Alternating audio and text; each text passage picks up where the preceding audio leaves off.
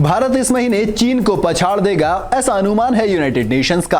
खैर, ज्यादा खुश होने की बात नहीं है, क्योंकि जो कंपटीशन हम यहां जीत रहे हैं वो है पॉपुलेशन का। जी हां, अप्रैल खत्म होते होते भारत की आबादी 1 अरब 42 करोड़ हो जाएगी और भारत दुनिया की सबसे बड़ी आबादी वाला देश बन जाएगा। 2011 की जनगणना के मुताबिक भारत की 79.8% आबादी हिंदुओं की है और मुस्लिम आबादी के लिहाज से भारत इंडोनेशिया और पाकिस्तान के बाद तीसरे नंबर पर आता है। अब ये जो बढ़ती आबादी है, इसके लिए एक धड़ा कहता है कि इसमें मुसलमानों का सबसे बड़ा हाथ है, लेकिन इस बार के आंकड़े कुछ और ही कह रहे हैं और कहानी अब भारत की बढ़ती आबादी वर्सेस मुसलमानों में बढ़ती अवेयरनेस की हो गई है। चलिए डिटेल में समझते हैं जरा। न्यूज एजेंसी राउटर्स ने मुस्लिम नेताओं, इस्लाम के जानकारों और पॉपुलेशन स्पेशलिस्ट से बात की। सभी ने माना कि भारत के मुसलमानों में फैमिली प्लानिंग और पॉपुलेशन कंट्रोल के प्रति चेतना पैदा हुई है।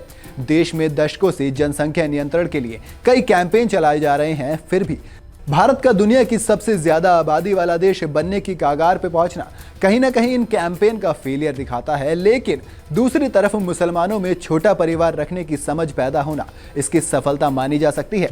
एक्सपर्ट्स ये भी कहते हैं कि पॉपुलेशन कंट्रोल कैंपेन भारत में बहुत हद तक कारगर साबित हुए हैं और इसी वजह से यह जनसंख्या स्थिरता आई है।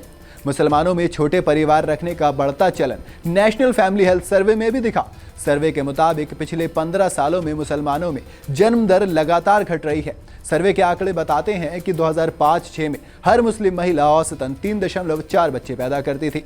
यह आंकड़ा 2015-16 में घटकर 2.6 और फिर 19-21 में घटकर 2.4 रह गया। हालांकि भारत के किसी भी समुदाय के मुकाबले में मुस्लिम महिलाओं में प्रजनन दर अभी भी सबसे ज्यादा है। लेकिन अच्छी बात यह है कि मुसलमानों में बच्चा पैदा करने दर में गिरावट भी बहुत तेजी से आई है।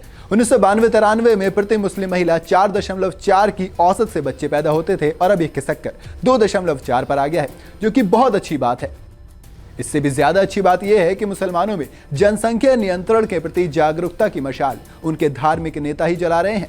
लखनऊ ईदगाह के इमाम मौलाना खालिद राशिद कहते हैं, मुसलमानों में एक अफवाह फैली है कि इस्लाम में फैमिली प्लानिंग की इजाजत नहीं है।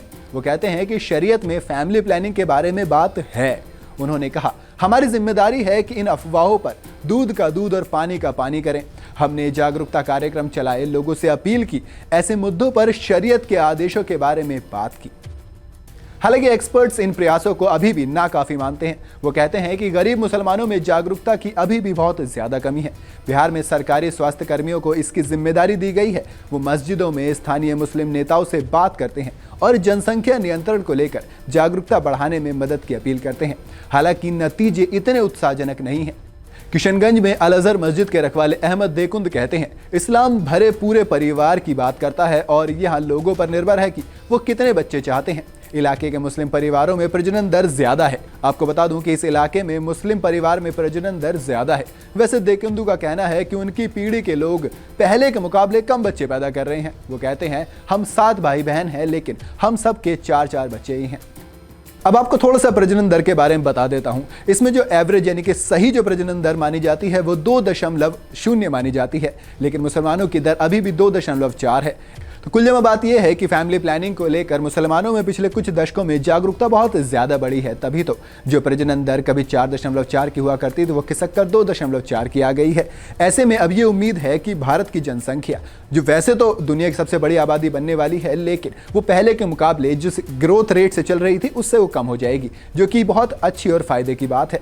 बाकी इसके जो फायदे होते हैं, अगर आप वो भी जानना चाहते हैं, यानी कि जो पॉपुलेशन बढ़ती है उसके भी कुछ फायदे हैं, अगर आप वो भी जानना चाहते हैं तो मुझे कमेंट में जरूर बताइएगा। वीडियो अगर आपको पसंद आई हो तो इसे लाइक और शेयर जरूर करें और जाते जाते चैनल को सब्सक्राइब करना बिल्कुल ना भूलें।